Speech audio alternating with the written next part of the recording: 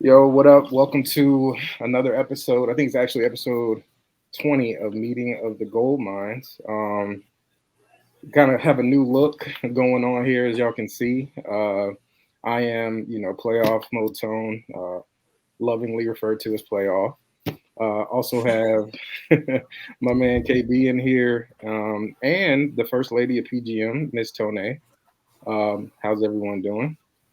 Good, good. Can't complain. Very good, very good. Happy, very No, happy. absolutely, extremely happy. Um, but yeah, excited to be doing an episode with y'all. Like I just noted, a bit of a new look. There's no Rebel He Is or Mr. Zen, and also Tony Vega is not going to be joining us. I know those are the faces y'all are used to seeing, doing the Meeting of the Goldmine episodes. They're actually dedicated to some other. Their focus is dedicated to some other projects right now. So KB, Tonaayyy, and I will be leading the charge in reference to the Meeting of the Gold Mines going forward. Still going to be delivering y'all, great Lakers related content. We're, really excited to be teaming up on this. A lot of exciting things happening in the Laker world, as we all know, recently. I guess first, what we'll roll into is, how the episodes normally start off. What's on your PGM? Tone, do you want to lead us off? What's on my purple and gold mind? We have an in-season tournament win, trophy, and MVP, and the Clippers, the Warriors, and what other team you guys like. Don't. The Mm. Queens. What about you, KB? What you got? How you feeling? I'm just happy to be healthy. I'm going through running my laps on X/Twitter, letting everybody know I told you so. Because when we get our wings back, good things happen. So Absolutely, yeah.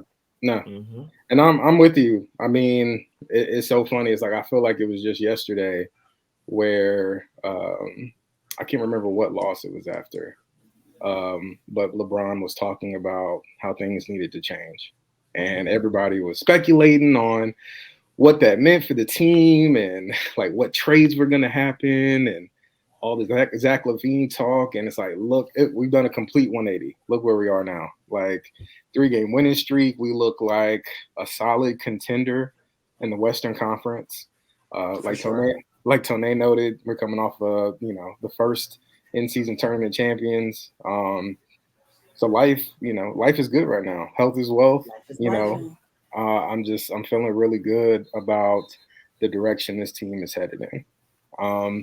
So I guess the first topic we'll get into, and one of the things that's really kind of led to this 3-game winning streak that we're currently on, and that is Vando, Mr. Vanderbilt, Mr. Jared Vanderbilt, Yes, sir. rejoining the team, and it's so funny, man, because I remember during the playoffs, and like I heard certain Lakers fans talking about how Vando got played off the floor in the Golden State series. He got played off the floor in the Denver series, and he wasn't going to be able to fix all of our issues and all this other stuff as far as like some of the lows the team experienced like early on in the season, and you can just tell the energy difference, like, and just the intensity on defense, the change that you can see within the team when Vando is out there. And I think, a huge part of the culture shift when Vando comes back in is like Vando, he only has one speed. He only goes 100.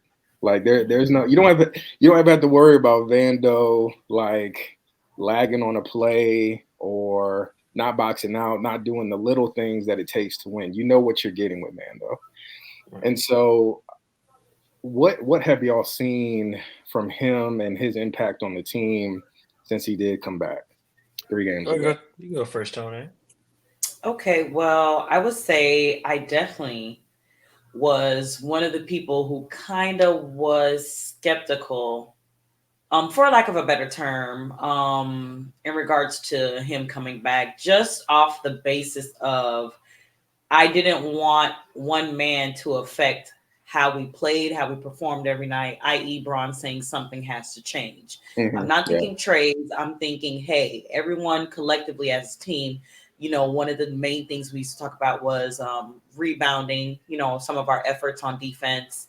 I wanted us to be able to collectively get to, put in that effort, like I said, as far as turning it around, making improvements. We can't just every time there's an injury, every team goes through it. We can't Sure. just be depending on one player to kind of ride his coattails or, however you want to put it. So I do see the difference though. Most Mhm. definitely a tremendous difference in again our effort on the defensive end, on the boards, especially our offensive boards with Vando's returning. During his return, hasn't attempted many shots, and of course, Vando wasn't ever counted on as far as our roster is concerned offensively.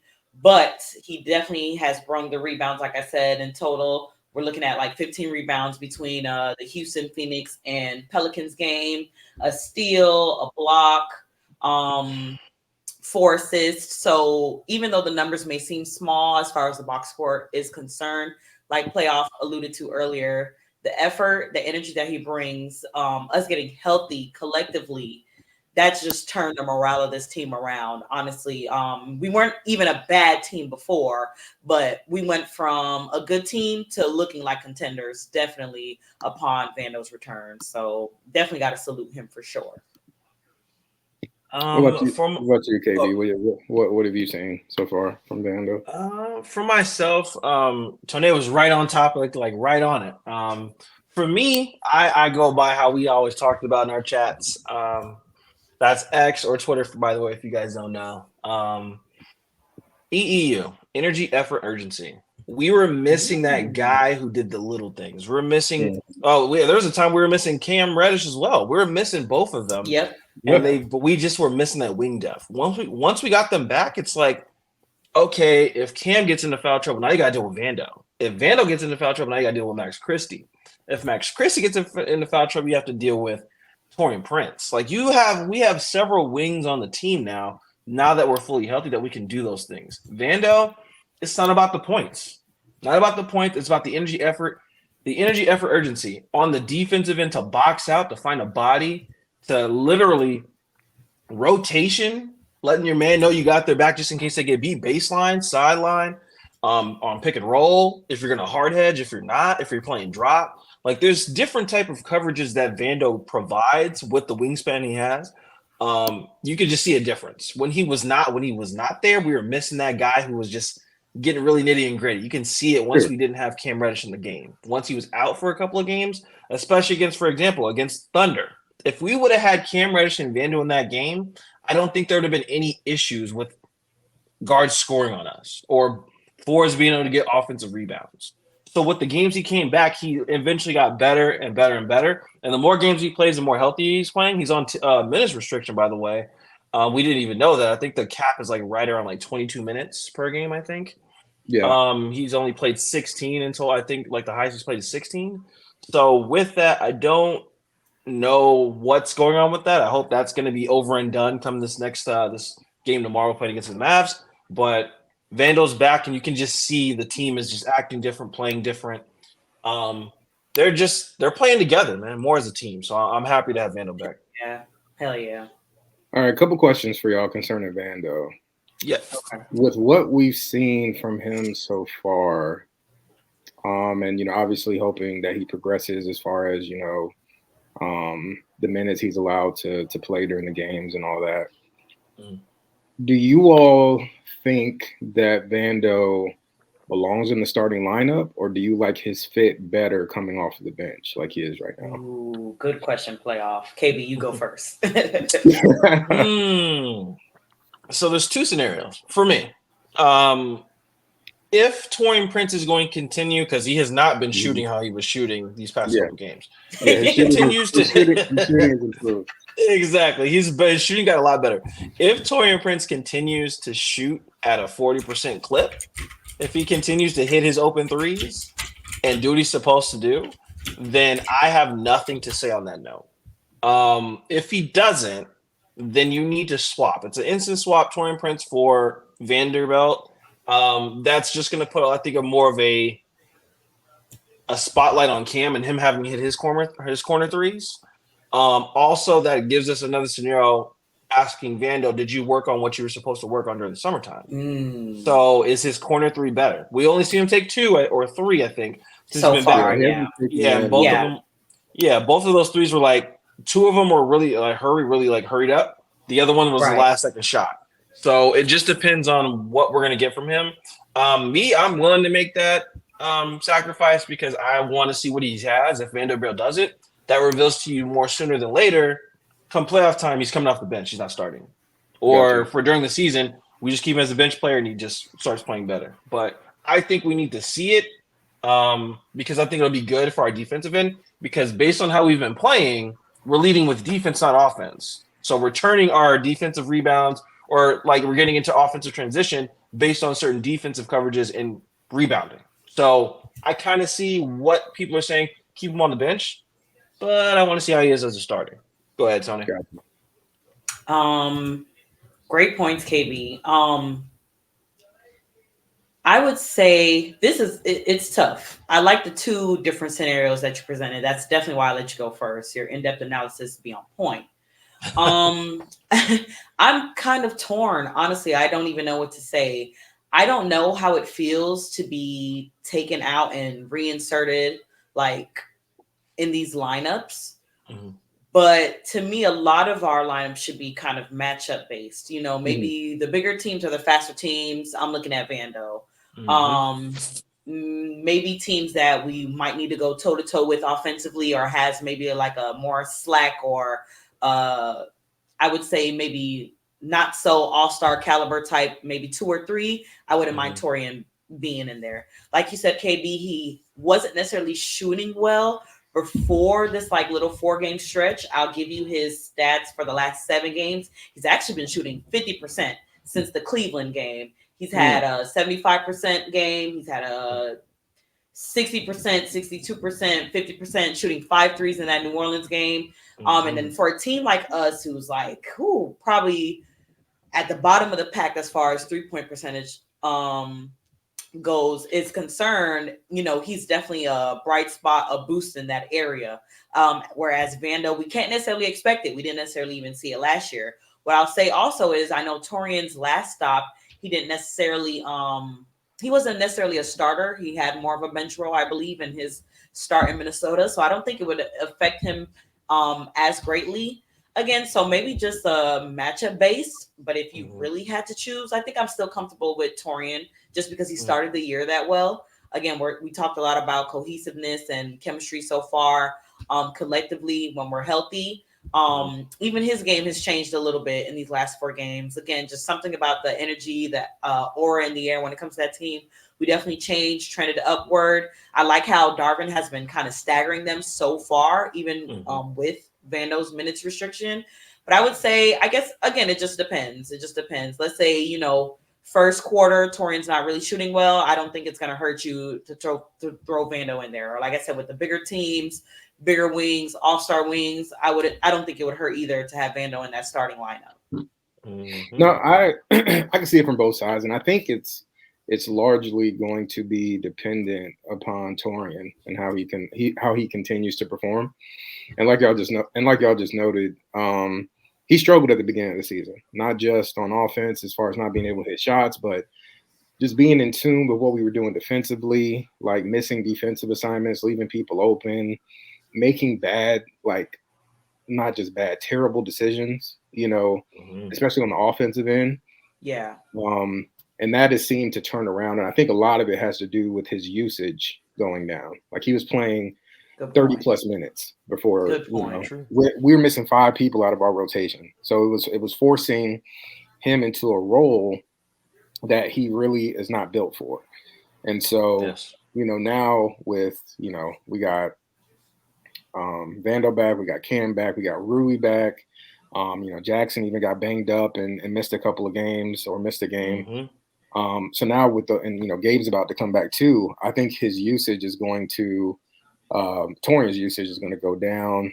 But as long as he's hitting shots and playing, we don't need him to be a great defender. It's just, especially with Cam out there on the floor, because Cam is going to take the opponent's main offensive weapon. And so as long as Torian plays serviceable defense and he's in the spots where he's supposed to be at, and knocking down shots, that's really all that matters. Now, we haven't really seen it. Y'all said this already. We haven't really seen it so far with, the minutes that Vando has played. Obviously, we're hoping that he's taken a bit of a step forward on offense. I think he's taken a total of 4 threes so far, hasn't made one in the games that he's been back. I think he took 2 against the Rockets and 2 against the Suns. But everything all right over there? Yeah.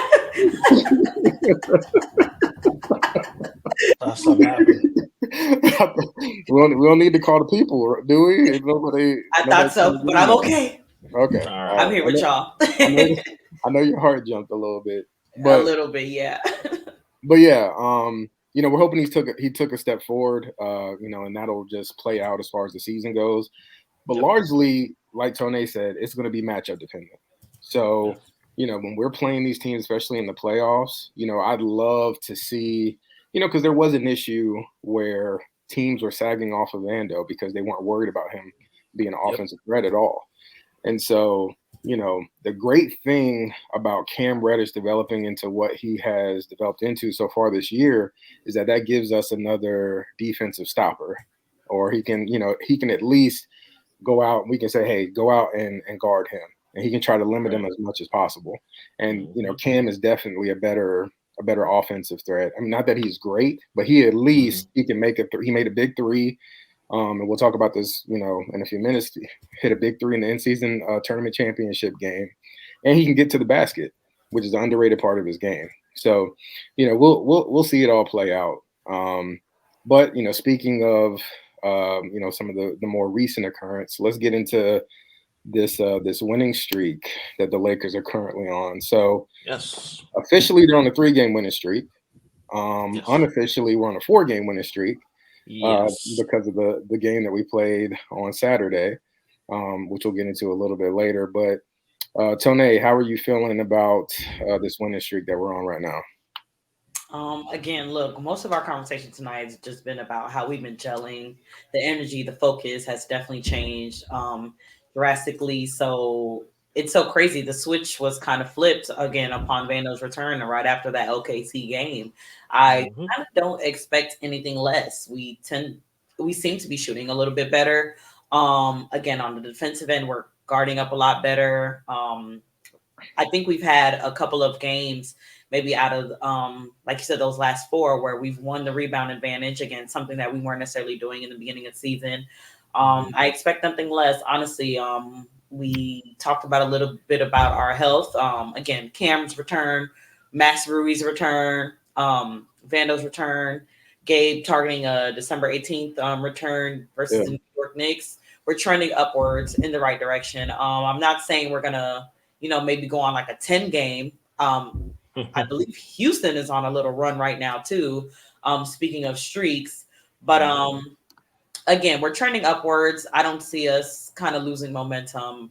Nothing less, like I said, was expected. 4-game winning streak, especially when it came to the in-season tournament. That, I think, spearheaded a lot of our drive and our focus. We were just very determined to win that. As far as, again, just for the team's morale, you're winning it for LeBron, who's on the last leg of his career, an inaugural, I don't know, what do you want to call it, matchup that the NBA has implemented into the regular season. We're the first to do it, brand like purple and gold. No one better. You know what I mean? No, absolutely, yeah. KB, what have you what do you think has been key to the streak that we're currently on? Defense, baby. It wins you championships, it gets you through hard times, especially when you're not scoring. I'll talk about the Pacers game when we get to that. But yeah, that's what I've been saying through these 3 games. I know the 4th game didn't count winning the chip, but it's not even about that. It's just gaining the experience with each game. So I think that game was very supplemental, very important to establish the identity what we want to have. That's identity. I think we're leading by being a defensive team and running in transition. And on offense, you already know it's LeBron AD pick and roll type, just let them do what they do. Three players I think have led to this win streak, or I could say four. Austin Reeves, somehow he got his game back. I don't know if he touched the magic ball like in Space Jam and got his He's all talents the way back. back. Don't know what happened. He's all the way back. Max Christie being very young and not really having these type of minutes, he's proven that he's ready for it. Torian Prince getting back on a heater with his shots, hitting his open shots that he's supposed to hit. Vando and Cam, so I guess it's five. So with all those players coming together and helping AD and Braun out where they need it, I think those are the key reasons on why. No, absolutely. I mean, it's funny, we made the trade at the end of last season, and we were able to make that run, make it to the Western Conference Finals. No one really saw that coming, going from the 13th seed to the 7th seed, and just going on that journey that we did. Now, the formula last year, from my perspective, is that you just really didn't know on a night-to-night basis who was going to be the one that kind of had the impact, especially from an offensive perspective. It could be anyone. It could be D'Lo. It could be Austin. It could be Rui. Like, all three of those individuals played, even Dennis Schroeder to a certain degree, played, they were key in our success in the playoffs. The formula that worked back in 2020 when we won the chip, it was defense. And so, everyone, you hear a lot of different chatter. People have opinions on top of opinions as far as how do the Lakers get back into the finals and bring home number 18. And so, I've seen a lot of people talking about, hey, we need to go back to defense. You need to put AD at the 4, bring in a center. Bad news for those folks. AD is our center. I don't really see that. I don't see that changing. I think there's maybe two teams, the Sixers and probably the Nuggets, where we may have to actually have some additional size on the court. But other than that, AD is our center. But anyway, the formula in 2020, it went back to defense. And it's so funny, like, watching this team, especially over the last 3 games and on Saturday in the in-season tournament championship, that team on the floor looked like the 2020 team to me. Just absolutely, like, you had AD, you had Braun, and then different people chipped in offensively. Like, one night it would be KCP. Caruso would chip in. Kuzma would chip in. You just didn't really know. But the third star of the team, in my opinion, was our defense. And you knew, like, that we were going to be able to come out and just punch teams in the mouth and turn their water off and just beat them up. And that's the trend that I've noticed in this winning streak that we're on, is like just an ability to go out there, and you can just see the difference in the intensity level and how locked in we are on the defensive side of the ball. Like, you know what you're going to get from AD. LeBron is great when he's locked in, but compared to what we were seeing earlier in the season, especially from our perimeter defenders, it's night and day. Having Cam out there, having Vando, I mean, Torian has even improved to a certain degree, but just having people that it's like you can go out there and you can tell them, hey, I need you to guard this guy, and they're going to go out there and they're going to try their hardest. And so, like, it's really encouraging to see, because defense travels. Offense is sexy, but defense is where people don't care about defense nowadays. They just care about, they want to look at the box score, they want to look at how many points you put up. And so defense, it wins championships, and that was the formula that worked back in 2020. So I feel like offensively, we're not really great from the 3-point line yet, but I think we can reach a point where we're at least average. And that's all we need. Exactly. We just need to be average. We don't need to be great, because our identity is playing defense and attacking the paint on the offensive end, getting to the bucket. And so as long as we continue to do that, I feel like the success will continue. and I'm just really looking forward to where this journey takes us. So just a key point on that. The game I think that started that defense identity, like the defensive identity that we actually broke out and actually worked, was the Suns game. Because Kevin Durant went for 31, right? Kevin Durant, it's funny because the Lakers film room, I watched them on Spotify, popped up and it said Lakers found identity. Funny. It's funny. So when it comes down to that game, Kevin Durant scored 31 points. Devin Booker scored 21. 21 points. And do you guys remember who was guarding him majority of the time? Cam, right? Was it Cam Reddish? Yep. Cam Reddish put that dude in a vault and said, "You're not getting out. You're staying right here." He was 6 for 16 from the field. Don't know what percentage that is. Oof. Don't care. Okay. Y'all can do the math. Y'all can do the calculation all you want. I just know that is not good. Put him in a vault, not good. And then the next game after that, I mean, pretty much tells itself. We played against the Pelicans, 133 to 89. Let that tell the truth. We won by 40 plus points. So like I said, it's building blocks that they're building on, which is really good. But this winning streak, man, it got me excited. But we'll get on to the next topic because I have a lot of things to say when it comes to this team. So and just to key in, because I don't think we actually talked about the individual games. Yes. So the games that we've won, as far as the 3-game winning streak are concerned, we beat the Rockets by a score of 107 to 97. Right. We beat the Suns by a score of 106 to 103, and then we beat the Pelicans a score of 133 to 89. Really, I want to touch on this real quick. The controversial play at the end of the Suns game with Austin Reeves in the inbound. Yeah. Did y'all? Well, what did y'all think about that? What y'all think about that? I think everyone can agree in real time. Okay, it did look like we got bailed out a little bit, right? Yeah. But we all kind of agreed. It's like, okay, that's not the first time something like that happened. Second of all, we watch those Lakers games. Half the time it feels like the refs have something against us or something. So we're like, fuck you guys, we're gonna take it. But different angle, post game. Shout out to Devin Booker too, because the still that he posted to me was just inaccurate as well. I don't know what he was harping about. I think it was a post and delete. But because his boy Kevin Durant called his butt out. That's why. Yeah, he was salty. He was salty. Oh man. But you could kind of see that Austin had possession of the ball, like the ref said, on his left leg. Pinned against his left calf. Reaching in. With Booker reaching in, and you can see LeBron starting the motion to initiate the timeout. So a win is a win, baby. What can we say?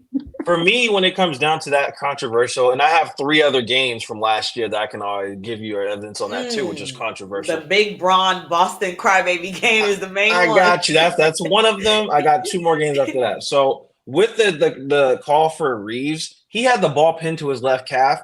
But in basketball, you don't have to motion for one. You can just say timeout, and then you go timeout. So obviously, from the recordings from I watched, LeBron's already calling it. You just start seeing motioning it. Same thing with Darvin Ham. They're calling it already, so it's already done. So when Devin Booker did that crap, crying all over, saying it was, that he's trying to win, and the rest keep, screwing him, whatever. Okay, so for example, when we played against the Pelicans, did the refs miss a call where Zion Williamson blatantly stepped out of bounds to pass the ball to his teammate to get a layup or a dunk? That's one. Yeah. 2, there's another one where the controversial call for LeBron. He literally got hit on his forearm. The ref's looking at it. That's a ref that's fired right now. He's not even in the league anymore. Looked at it, and we didn't get the call. With those 2 free throws we would have had, we would have won the game. Just saying. And then the third one was, I would have to say it'd have to be the Devin Booker one. I was trying to think of the other one. What was that there one? There was a controversial play in the Philadelphia game. Where Russ got his hand literally held going to the rim, and they missed that call. Yeah. So it's a lot of games where the refs screwed us. There've been several calls. Yeah, exactly. Right, So it's a lot of games where the refs screwed us. And for me, like I said at the end of the game, and I even posted it on Twitter, I'm like, the Suns got to hold this L because we held so many last year, and it wasn't even deserved. So when he did that, I was laughing. They didn't start well the first half. Honestly, their first half is what really lost them the game. You know what I'm saying? So it's like, I'm pretty sure every team across the league has a controversial call or two that could have went their way to spin their record and things like that. But I'm not not buying that one whatsoever. He'll be okay. He'll get over it. No, I agree 100%. And you know what's funny? When the play happened, and like Tonaayyy said, looking at it in real time, I was like, I tweeted out as soon as I was like, the timeline is about to get nasty. It is. I already knew. I already knew what time, because because people love to say that the Lakers get calls all the time anyway, especially when they look at free throw disparity and all that stuff. Oh yeah. But when you see the still images and you see that Austin actually did have possession of the ball, especially when LeBron called the timeout, and like KB said, Lakers have been screwed over so many times, especially last season, that it's like we're on the other side of it. Like we're owed a couple, so it is what it is, even if that was the case. So no harm, no foul, and we move on. That's it. Plus, I think the refs are kind of been shaky across the league this year. A lot of the older refs are gone, retired. A lot of new officiating crews. It's been kind of hellish, honestly, throughout the entire season. These first 25 games for everyone. So, I mean, again, everyone is going to have their beefs, their battles, their gripes. It is what it is. This is how we have new refs is based on this Pacer game we're about to talk about next, because it was very questionable how many calls they got. Dang. So absolutely. Well, let's get into it. So the Los Angeles Lakers are your 2023-2024 in-season tournament champions. Inaugural, yes. So exciting things. We came in, and it's funny because immediately after the Lakers win, the legitimacy of it gets questioned. That's how you know. That's how the Lakers got people scared, because you got them questioning the legitimacy. And real quick, I'm sorry, just to double back on that Suns thing we were just talking about. KD had a chance to tie the game at the end of that game. He had a chance to hit a three and tie the game. I don't know I think he at least had one shot, and the one shot he shot, he actually had a sprained ankle, so you can actually see him like limping. He didn't have no lift on that ankle. So they had a chance to tie the game, they didn't. Whatever. But anyway, fast forward back to the present. Lakers are your in-season tournament champions. Exciting stuff. Each player getting $500,000. It was an electric atmosphere. Game took place out in Las Vegas. What did y'all think about it? Well, Vegas is Lake Show, so that's forever. So that's right up the street. Yeah, that's right up the street. So. That's it. Yep. Tonaayyy, you want to take this one? You want to go first on this one? We talked about it in playback too. And I was like, Vegas. I mean, just the little plan that Adam Silver put in place. Like I said. Excuse my language, y'all. I know it brought the hoes out. It brought the rich people. It brought the rich people out. Right. They did a good job marketing, hyping it up. Again, the intensity for those last couple of matches. I'm not too sure how it goes. I know, what is it? The qualifying game. Then you had the group stage, and then you had the I want to say it was the semifinals and then the finals. Well, so, we had to smack the Suns twice to be able to get number one. Exactly. So you could see even the other teams in the other matches. It was really intense. So again, they brought the right hype, the right fervor to it. Everyone to me was tuned in. It seems like not a big deal, like you said. All of a sudden the legitimacy is in question when your team doesn't win. But if they did, you'll be right on that hype train too. They did a really, really good job. It was really fun to watch.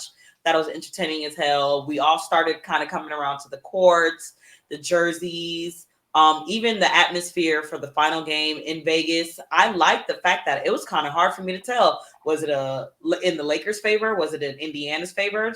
Like they were able to bring both sides, both fans out. So again, that's a W. Can't wait to see it next year, honestly. 1000%. For myself, that game that we played against the Pacers, insane. I have a couple of stats here. So for field goal percentage, we were 53%. They were 37.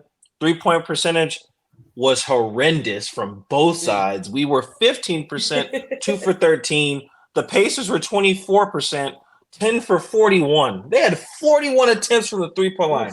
You have to be kidding me. That's insane. Yeah. They couldn't hit. They took 41 shots, only hit 10. It sucks.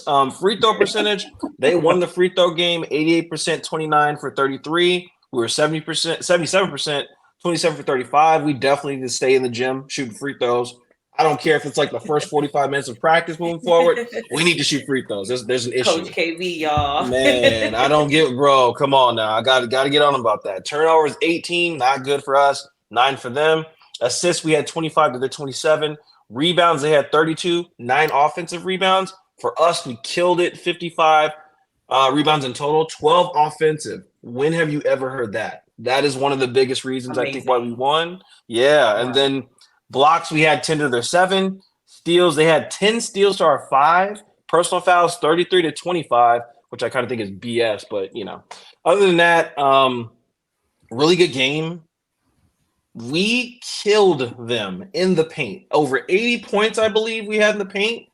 And we decided to say, you know what? And this was a shock to me, playoff, because you know I was saying this before the game started. I said the Lakers tend to get into a bad habit when we get a lead. Let's just shoot threes. Let's just shoot threes. Even though we're the better team.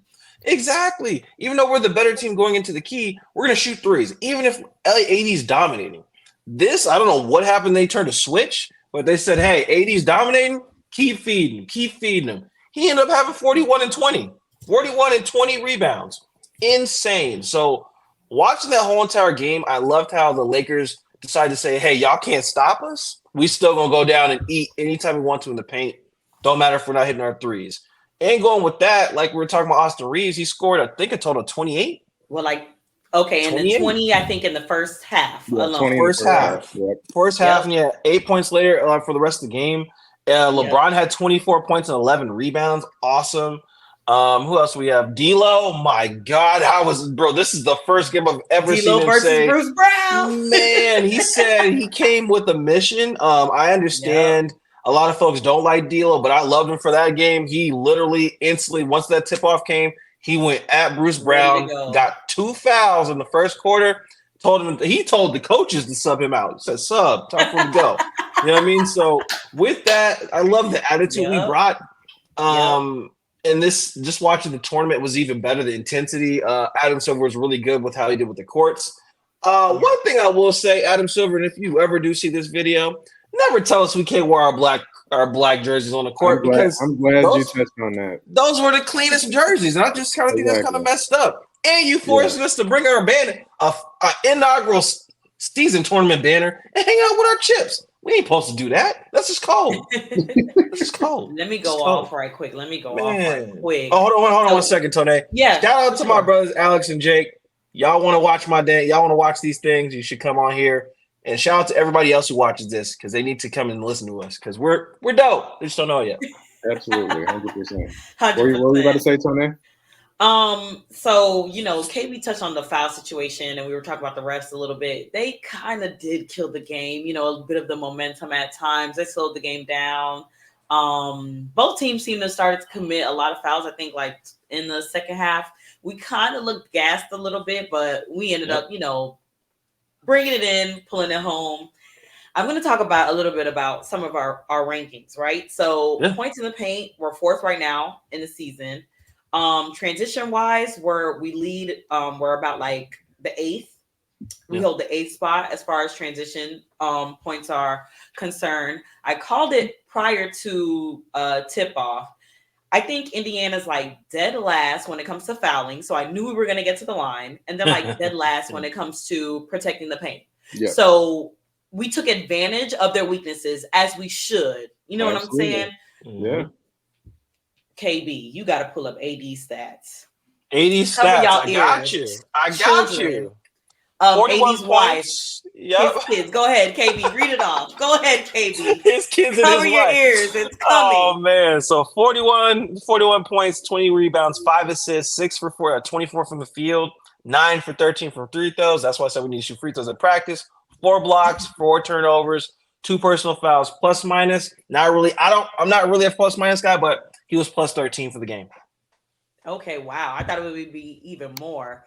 But got to throw in there, AD is like one of the block leaders too. I think maybe he ranks about second amongst league leaders. Averages 3 a game. 3 a game. Boy, when I tell you I saw a daddy, Anthony Davis no longer exists. Hey, Shout I'm out not to saying that name. I'm not saying that name, but we'll let Anthony Tonaayyy Davis say no that longer name. exists. Marshawn has taken Lord. over. Big AD. Oh my gosh. Man. I've never had a game turn me on so much. All right. Shout out to AD. I said this is coming from a female's perspective. Don't Okay. All right. Flag on the play. Because if Ruby Rose was dribbling a ball, y'all would be drooling. Okay. I just needed to give AD a shout out. Okay. He deserves it because I'm one of the ones that are harping on him. I'm hard on him. I believe we know. I believe he is capable of this level of play. I understand 40 and 20 is not something that you can just for 82 games out of a year, especially as beat up as he gets, again, playing that traditional like 5 role, especially for our team. I get it. But I believe, did you see the little growl, the little face? Yep. It's been a long time since I've seen that. He pulled that Kobe out. He pulled that Kobe face. Mamba all the way, embodied it. Man, it was such a huge game. I can't wait to see him have another game like that. Fuck the regular season. If he turns and flip that switch during the playoffs, man, what is it? Banner 18 for LA? Solidified, stamped, certified, all of that good stuff. But I had to just go on a rant. That guy had an amazing game. Without him, that game does not look the way it looked. You know what I'm saying? Dogfight or not, I get it. We didn't blow them out. But again, as a team, we took advantage of their weaknesses. But Anthony Davis came to play. He was not laying down. I love 2 more quick points. I love the fact that on that mic, in front of the stage, in front of the big stage, he said, hey, we know it's not a real one, but it's good to get. I like that he highlighted that fact again for all the haters and the naysayers. We know it wasn't real too, but we got it. You did it, right? And then 2, I want to say, I think it was this game when I've never heard him say it. I've heard the rest of the players say it. I've heard coaching staff say it for the last couple of years. He owned and took responsibility of the fact of him being the defensive anchor for our team. So just, you could see kind of the leadership kind of getting through to him. He's wearing it on his chest. You can see how angry he is when he has a bad game or losing games. You know what I'm saying? I just love the intensity that he seems to be picking up with. Again, I understand he's not necessarily fully healthy. I hope he can kind of continue to strive to that goal. I get, he's missed a game or 2 already. It won't be 82 games, but just carry this torch, young man. Young King, it's all you, baby. You got it, Marshawn. So 2 points that I wanted to make. My bad, Pluff, not trying to cut you off, but 2 things I seen that I kind of look. This is what got me hyped. Don't know about you, Tonaayyy or Playoff. Anybody else who watches this. 1, LeBron said, hey, why don't I just take a step back and let AD go off? Because when have you ever seen LeBron take 1 3-pointer? 1 3-pointer. He went 0 for 1, didn't do anything, still scored 24 points and 11 rebounds at that. So he took a step back. 2, we all seen when AD pulled that groin again. Again. And I look, and nephew, don't watch the playback recordings. I was cussing a storm because I was like, get him out of the game. Yeah. I don't care about at this point, I don't care about this championship. Get him out. Get him out. Playoff, Tonaayyy. I don't think Tonaayyy was in there, but Tony. Zen were like, KB, he's fine, he's good. Let him just play through it. I'm like, no, it's a wrap. Like a Wrap him up in bubble wrap. Get him out. So he chose to sub out. Probably got worked on a little bit by the trainer. Came back in and played even better and more aggressive. So those are two things I kind of see as something to say. I know I'm hurting, but for my team, I'm gonna put my body on the line and play even harder. 100%. And he came out with 41 and 20. That's all I gotta say. Like I said, as a team, we just did crazy. We held them to 37%, 24% from three. I think that's crazy. Do you know what kind of streak Indiana was on? They were one of the hottest teams in the league before they saw us. So no, I mean, not just that. They were putting up historic numbers as far as their game totals, right? Yes, sir. They were like the best team in history as far as their offensive efficiency has gone so far this year. So it was just an insanely good and complete game from us, especially in the second half. Y'all pretty much covered it all, but just a few quick points. Good. Yeah, D'Lo. I know everybody hates D'Lo based on what happened in the Western Conference Finals. I get it. To be honest with y'all, I had completely forgotten that Bruce Brown played for the Pacers. And so, like, when I remembered that, I was like, yeah. And it's like, I was like, I just really hope, because I am team keep D'Lo on the squad. I feel like he's really good for locker room chemistry. I think he's a glue guy. I think he's changed. He has matured a lot, and you can tell the difference from the first time he was on the Lakers to now. And he doesn't have a problem with not playing, not closing games. You see him up, clapping, supporting his teammates, trying to, give pointers, telling other teammates what he's seeing while on the bench, even in practice, talking to the young guys. Exactly. So I was like, I want him to be a part of this squad, because I think that'd be a great storyline based on his history to the Lakers and how far he's come.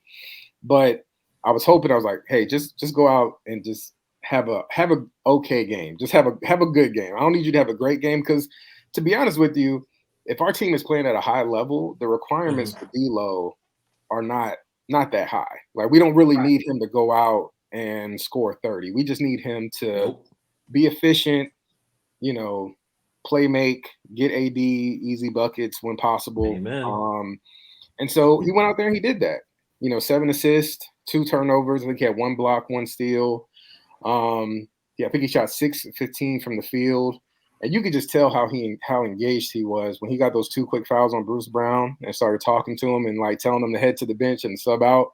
I was like, oh yeah, this man, this game means a lot to this man. You're gonna talk a big game, you better back it up, and he did it. And I think he was quoted even saying, "Oh, you ain't got Joker now. Joker exactly, ain't next to you. You can't hide no more." It's easy to talk when you have maybe the best player in the league on your team. You know what I mean? And it's like, some people didn't even. And don't get me wrong, Bruce Brown is an NBA level player.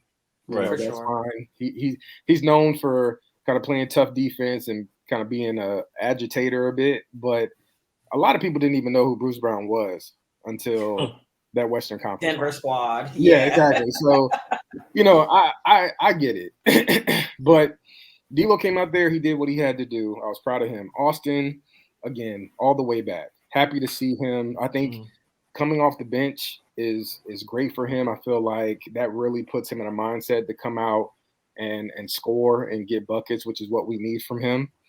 And so super proud of his effort. Obviously, we know what we got from Cam and Bando. LeBron, efficient night. But again, like Tonaayyy said, that game was about AD. And 1000%.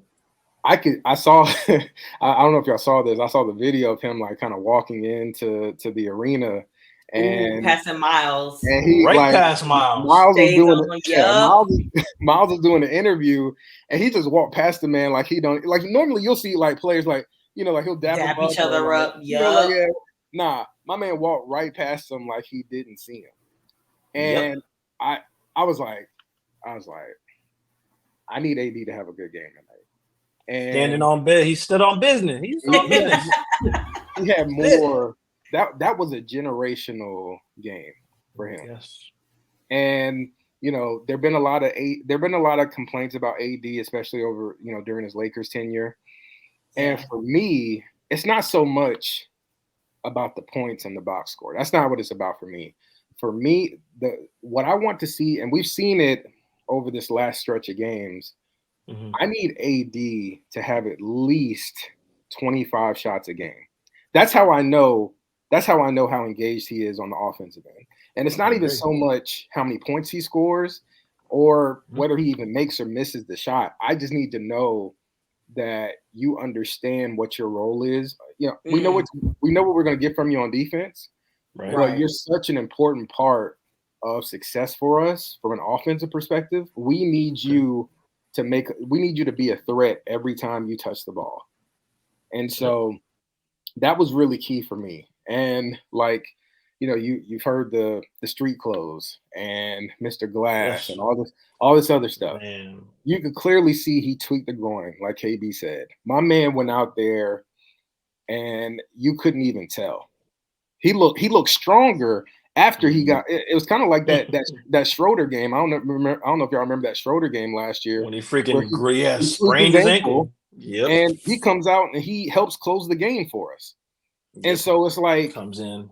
I need AD to understand that it's like there's maybe one or two centers that people can say are better than you. Yeah. And you have to understand that, and you have to see, like, when you're looking at other, like, when he didn't look at Miles Turner, it's like, I need you to see food. When you see these other centers, like, you got to see food. And so, yeah, man, just super proud of him, super proud of the team as a whole. You talk, like I said before, the Lakers. You seen food. Oh, yeah, he's seen food for sure. Turner's stats is 10-7, 1 assist. He was 3 for 11, 6 fouls. Another victim. That's what he was. And so, super proud of AD's effort, super proud of the team as a whole. And for I know the game doesn't count towards the regular season totals, but I think it was a way for the Lakers to put the league on notice as far as what we're bringing to the table. And so, you had touched on it a little bit earlier, and wanted to ask you again. So, does it really bother you the banner, the in-season tournament banner being hung? Like, on a scale of 1 to 10, how much does that bother you? I over-exaggerate it. I'm putting it like right at a 4. It bothers me once like out of 10 because I know this isn't the Lakers pushing for it. It's more of Adam Silver because he's the commissioner and he can pretty much say, you guys got to do this. Yeah. So it's the first, in-season tournament, the first big thing that's going on mid-season. And we won it. So of course he definitely wants us to shine, have it up there. But my thing is, it's like, if we want to put it up there, we will or we won't. That's how I'm kind of with it because we only hang championships up there. Have so many up there. And for this little small thing to go up there, I just think it's not necessary. Maybe you can be like every single time you mention the Lakers and, your Lakers, the in-season tournament champions, here are the starting lineups for for the game today. Like that. You ain't got to have a banner, but we did the trophy and the medal. So I guess it's only just for us to have. So I'm all for it. So no problem at all. Yeah, I see some fans being upset about it, which I understand. The Lakers are about championships. I get it. But at the same time, I do feel like the NBA, I feel like it's a directive from the NBA because the NBA is figuring out, like, how can we sell this product to people? And so it only adds to the legitimacy of it if the team who won it actually makes it look like they care about winning it. And so you have one piece of the puzzle with that as far as, like the intensity the teams are playing with, what LeBron and the team said about it after winning and how, focused they were on winning it. But also, too, the second part of it is like, hey, we want you to take pride in the fact that you won this. And so one of the ways to display that is, hey, we want you to hang the banner. Yes. And so, I do think that was something that was asked of by Adam Silver and the NBA, but ultimately I don't see it as a big deal. I don't think it's like something that should be something that's talked about like at length. Oh yeah. We're about to get into another topic real quick, but we will be back shortly. All right, 5, 4, 3, 2, 1. All right, next, KB, we're gonna be talking about trades. That's been a hot topic all season with the Lakers. Trades. Unfortunately, I know Let's you do love it. this topic. Man. So obviously at the beginning of the season, the struggles we were having, we were missing players, we were getting smoked by teams, and people were just begging for trades and talking about trades. Literally every group chat I'm in talking about trade scenarios and people firing up the trade machine. And I personally have just gotten tired of all the trade talk because the likelihood of us making a trade now is very slim. And for the trades that a lot of people are calling for, we're not going to be able to actually do it until January the 15th at the earliest. So I feel like all the talk is pointless right now because we don't really know what the team is going to look like, which I think is going to be probably the biggest determining factor in the moves that the front office decides to make. And I don't know, man. Talking about trades after every game to me is just not a good way to actually enjoy the season. Like I actually want to enjoy the season. I want to break down these games. I don't want to look too far ahead. I want to just stay in the moment and where we are. And so, like, what are you thinking? Like, what are your thoughts on all the trade chatter? Do you think a trade needs to happen? Do you foresee a trade happening? Like, what are you thinking so far? For myself, I do see a trade happening. Okay. Unfortunately, I don't. I like I love all the players we have, but we still kind of, for me, we still need that guard. You know what I mean? That defensive guard. Maybe that can be Gabe Vincent coming back. We still need a backup big, quality backup big.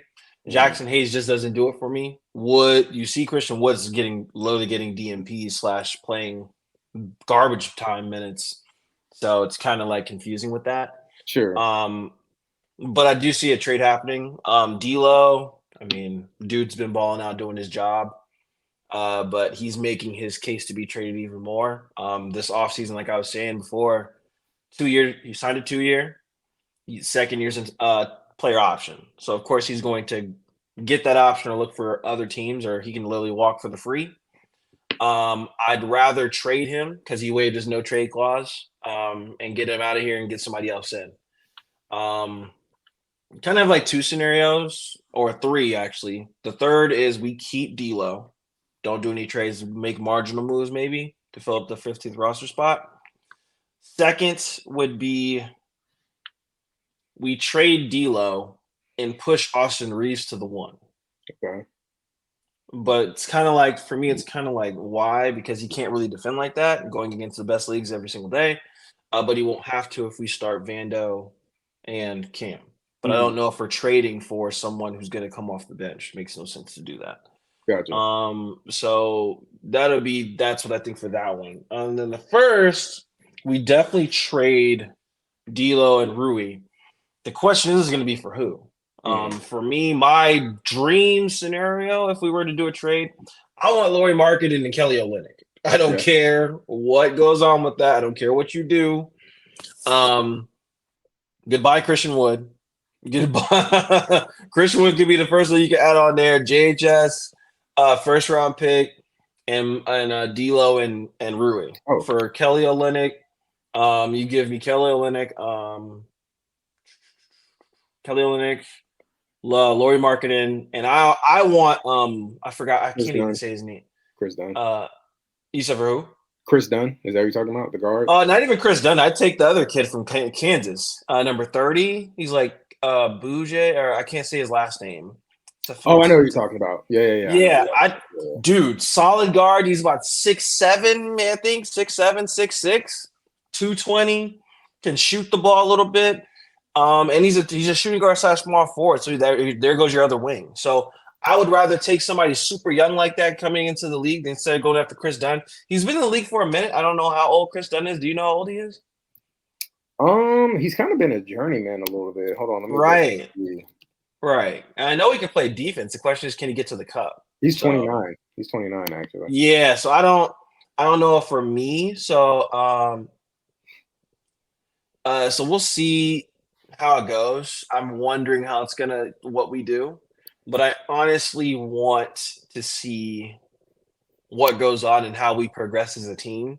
Because like I said, I'm giving this team a 15 game like you know like a tryout process to see how we do with this loaded roster that we're going to have. Sure. And I think as of now we're 4-0. I know the fourth game doesn't count, but just for me, we're 4-0. Yeah. The tough games are going to come later down the line. But I'll even say this though: I'm not even going to overlook the Mavs. I don't care if they're missing Kyrie Irving, Grant Williams, and several other pieces. Doesn't matter. We have games to play, so even these next 3 games are going to be something to watch. And yeah, so with trades, D'Lo, Rui, and possibly Christian Wood out the window. They're gone. Gotcha. So I think that's what's going to happen. And we have to bring a guard and 2 forwards back. So I like the Jazz trade.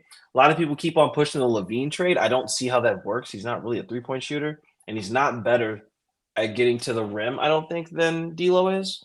But he, the kid has springs, but still has a lot of major injuries. Yeah, it's tough because I do think that we have a bit of an issue at guard of just having too many people. Like, I mean, we got D'Lo, we got Austin, we got Gabe who's been out. We've got Max Christie who's a shooting guard. We have JHS who was drafted, and it's like, how do you carve out time for all of these players? Like, I'm not even sure how Gabe actually fits into the rotation going forward. Like, I feel like it's, I don't know. And we're already super concerned about how Ham does his rotations. So it'll be interesting to see how he handles Gabe being back and healthy. And it's tough. I hate to say this because we don't really know. Gabe played all of like 3-4 games maybe, and so we don't really know who he is. I do think who he is on this Lakers team.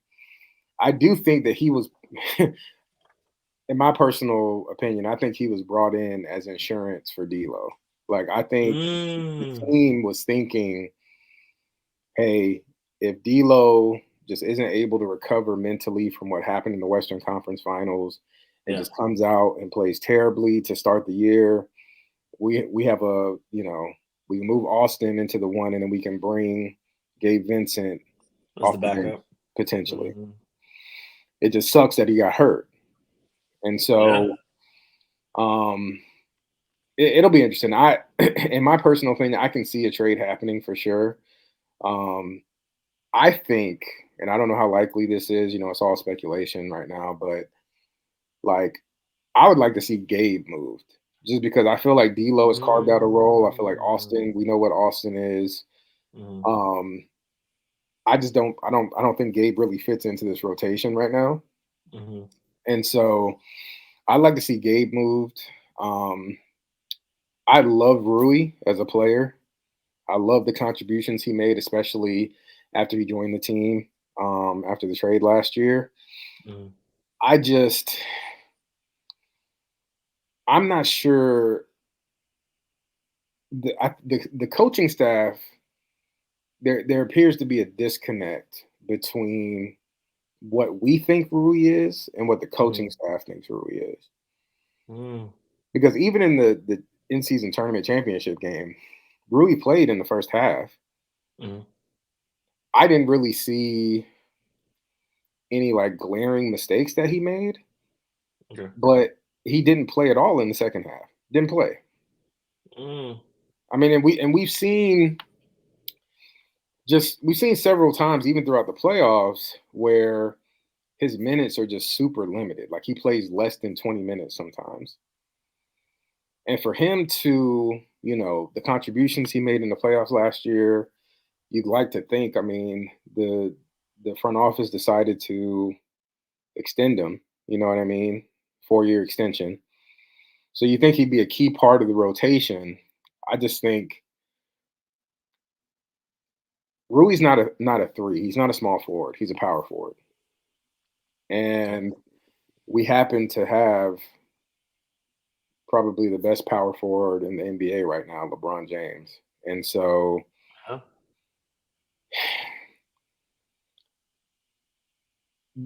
Rui's value really is determined by how healthy LeBron is. And so far, LeBron has been really healthy.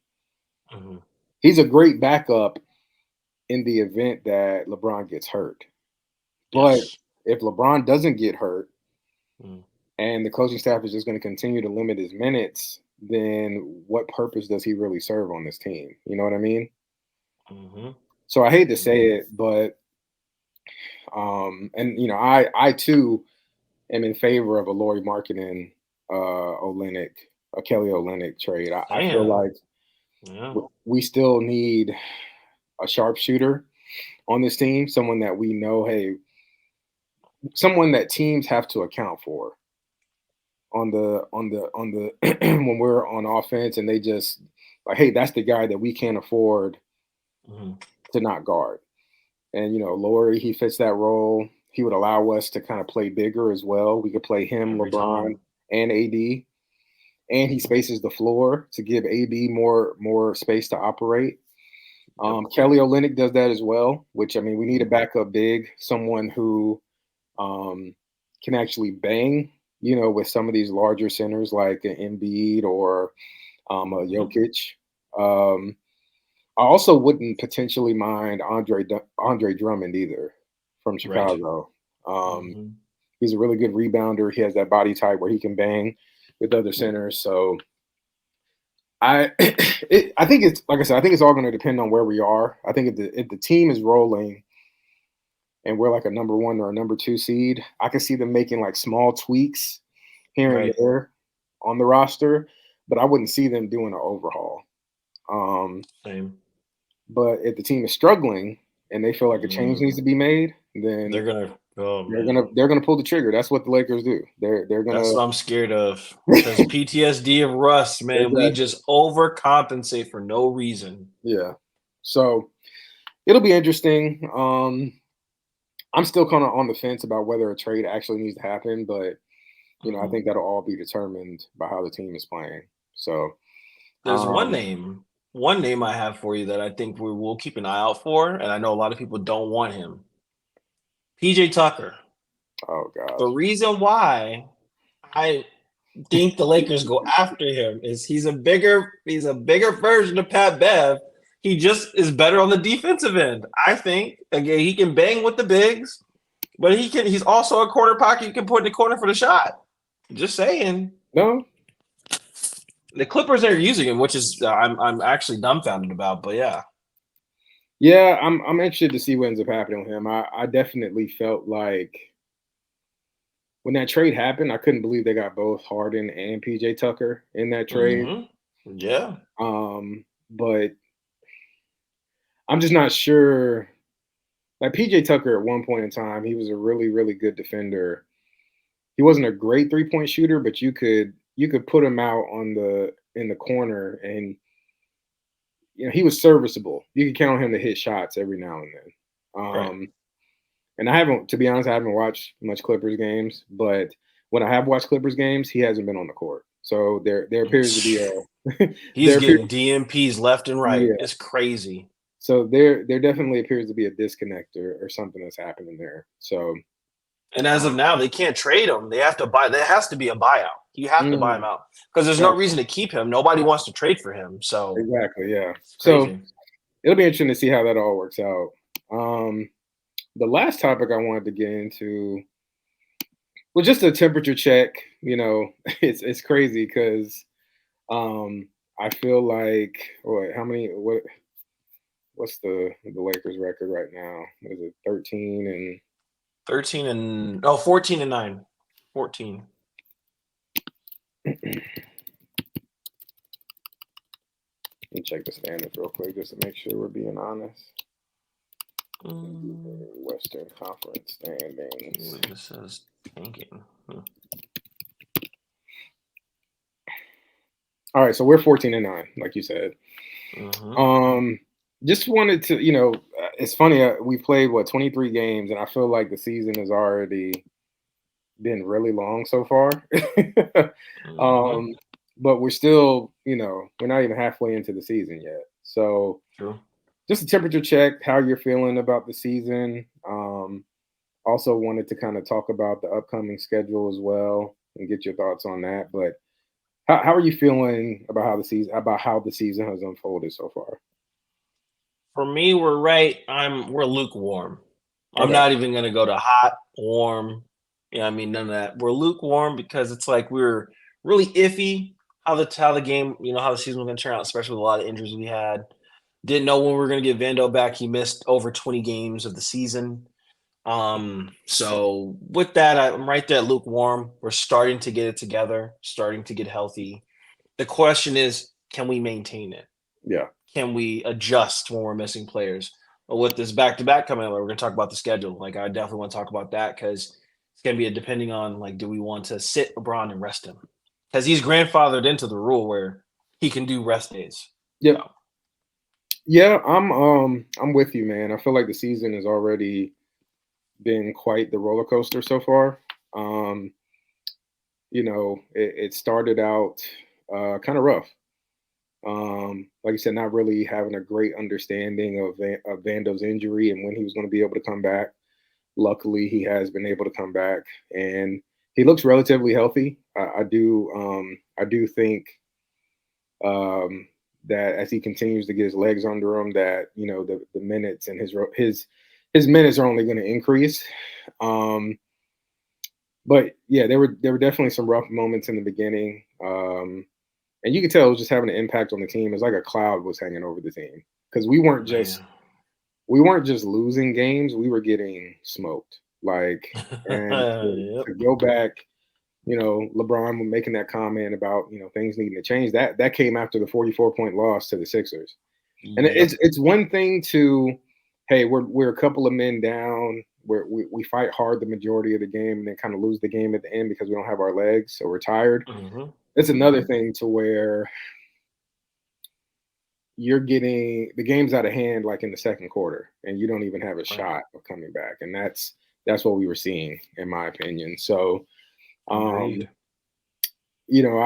feel like you said, I feel like I'm at like a 6 or a 7. Like I like the direction the team is headed in. Obviously, season's very long. It's a marathon. It's not a race, or it's not a sprint. So, I'm just looking forward to them continuing to build on the good habits that they've already that we started seeing recently. And the most important thing is that LeBron and AD stay healthy. That's really, that's what matters most, because as long as both of those two are healthy, we've got a shot. And so yeah, let's take a quick look at the upcoming schedule here. Like you noted, we have a back-to-back tomorrow night at 7:30 Eastern. We actually have a nationally televised game against the Dallas Mavericks on TNT. The night Dallas actually has quite a few players who are injured. I don't know if it's going to follow the recent trend where all the players are magically healthy when they when they it was officially announced. So Max Kleber's out, Irving's out, Josh Green's out, Grant Williams is out. So they're officially out for tomorrow. Gotcha. Okay. They'll be down a couple of key pieces. And I think what's his name? Tim Hardaway Jr. was just ruled out as well. Okay. Well, I just hope they take the game seriously and don't think that it's just going to be a layup just because they're missing key pieces, because Luka is still a bad man, very bad man. So he needs to be respected as such. And yeah, so we have that game tomorrow. The night following that one, we have we're at San Antonio on Wednesday night. Friday night, we're at San Antonio again.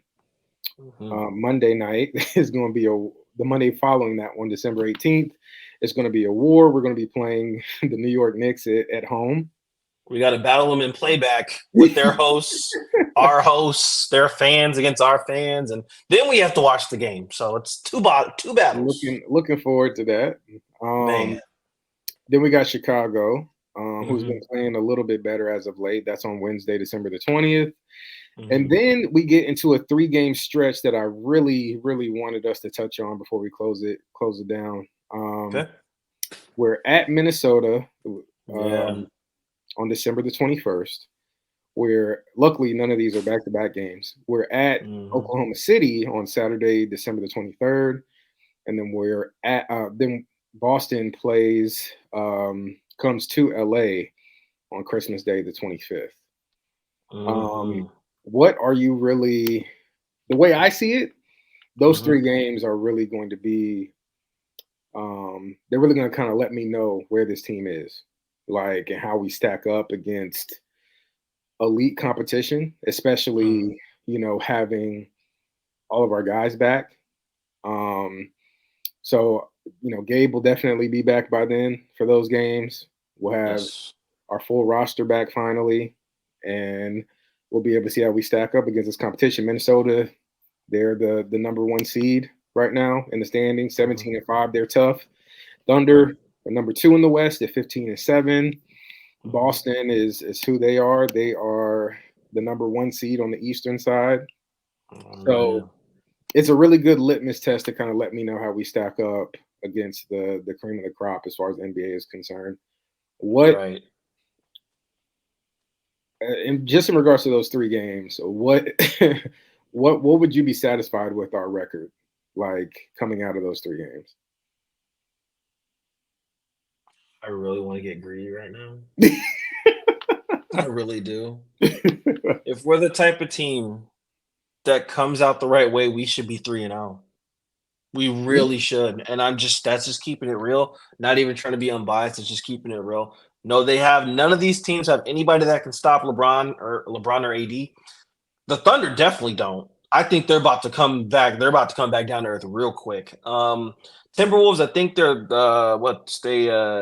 think they're missing. Yeah, so Ant-Man has a hip injury, McDaniels has an ankle injury, and I think Jay Clark. Oh, well, it doesn't matter. McDaniels and Ant both have ankle and hip injuries. I think they're going to be healed. I hope they are. I want to see every team fully healed and good to go. For With sure. those 3 games, we should already have Vincent back into the rotation and nice and ready to go. So I would say 3 and I want to settle less for 3-0 or 2-1. I'll say that. I don't want to see a 1-2. I don't want to see an 0-3. The only way we can just be okay with that is if we're missing somebody important, like as in missing LeBron or AD. Mm-hmm. But I kind of do like what the coaching staff is doing with the minutes. LeBron, as we were talked about, earlier, is already having career low in minutes. And AD, he's a little nicked up, but he's playing, man. He's playing through it every single time. So, Do you yeah. think because the trend has been actually both of them playing in back-to-backs. Do you think that's going to continue? I think this back-to-back, since we are back healthy, like I was talking about this too, we're back healthy. I think LeBron sits the back-to-back. Maybe not the first one because he wants to play that game. Not the first one. He sits the first game against the Spurs and he plays the second game, I think. Because Okay. like LeBron doesn't need to play back-to-back. He really doesn't need to when we're fully healthy, especially against teams like the Spurs, the Pistons, teams that are not that good. I think he sits Wednesday and plays Thursday. That's my thing. I think that's where we kind of get back into the resting LeBron, let him get his energy and be good. Because we don't play we play Wednesday, Thursday, and we don't play until Saturday, right? Or Let me double check. is it Friday? Because that'd be 3 games. That's 3 games in a row. Yeah, I think it's Wednesday, Thursday, and then Saturday. I'm pretty sure. Saturday. So I'm perfectly fine not playing him think it's Friday. So we play tomorrow, Wednesday, then we Oh play yeah, it's off tomorrow, Thursday, Wednesday, and then Friday. then Sorry. Friday. I'm perfectly fine with sitting him for Wednesday. I want him to play on Friday. Gotcha. So Okay. that's more better for me. 2 days off, awesome. Goes right into it. And he'll be ready to go. So I think that'll be it.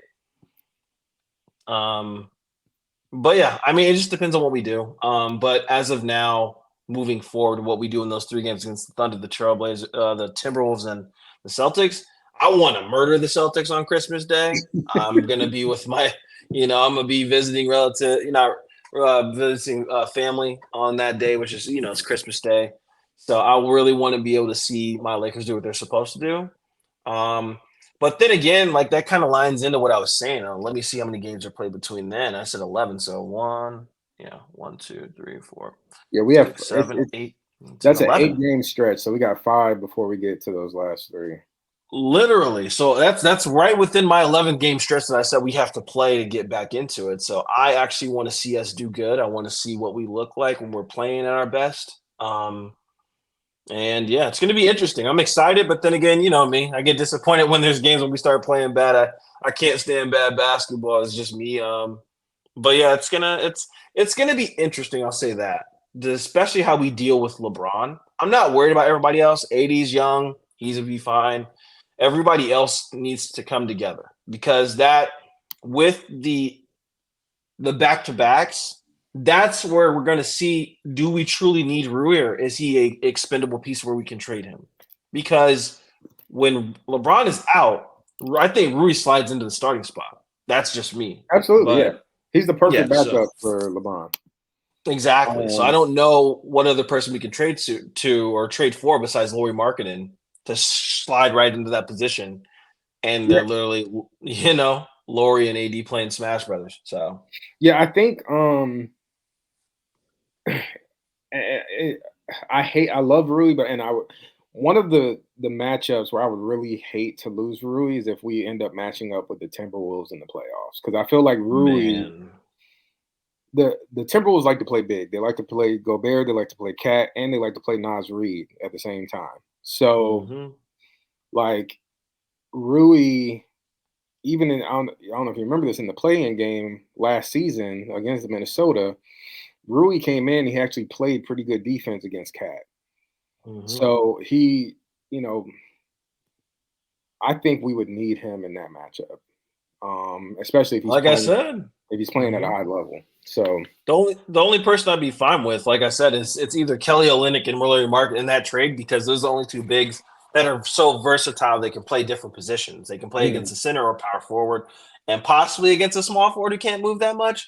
But I don't really see any other trades besides those two guys because I mean, one, you can literally switch Lauri Markkinen playing the center, or you literally can let AD play inside, and if you go ahead and double him, he's wide open for the 3. So it just depends on what we do. But these next stretch of games are going to definitely open our eyes as fans to see what we're ready for and what kind of trade will be done. For sure, Because I if agree. we don't want Levine, we gotta win the next like 5 to 6 games. I'm just saying, it kind of seems like Levine's gonna happen because I don't want him. But and I forgot to say another thing for the trades. Bismack Biyombo actually might be bought out Mm. because remember he's in that extra roster spot because of Morant is not back. When Ja Ah, gets back, he can be bought out. And I yeah, honestly think Bismack Biyombo would fit perfectly with this team and be perfect backup minutes for AD. But that's just me. yeah. It'll be interesting to see how it all shakes out. I'm interested to see whether AD continues to play in back to backs, especially with him aggravating that hip groin Groin. injury he has going on. So, Mm-hmm. like I said before, health is so important to what we're trying to achieve this year. And if him or LeBron miss significant time, it really has a negative impact on our ability to do that. So, Also see missing, I mean not missing, but playing that Saturday, re-aggravating it, but then having Sunday, Monday off. I kind of think for that sure, helps him with that. absolutely, yeah. I'm more worried about LeBron because No, you I mean need to he's make sure, 38. yeah. Yeah, Exactly. no, for sure. I'm with you 100%. Well, lastly, before we close it out, I'm just gonna kind of get into the what are you watching? Anything notable or cool that you've been watching recently? I'm actually gonna start Law. What's it called? Bass Reeves. That new TV show on Paramount. It's like a Oh, okay. western. He was like the first like out like marshal, I think, or U.S. Oh, okay. Marshal. Yeah, he's a I was gonna watch that, and then I want to piss Zen off, of course, as always. I'm still watching Power, far behind.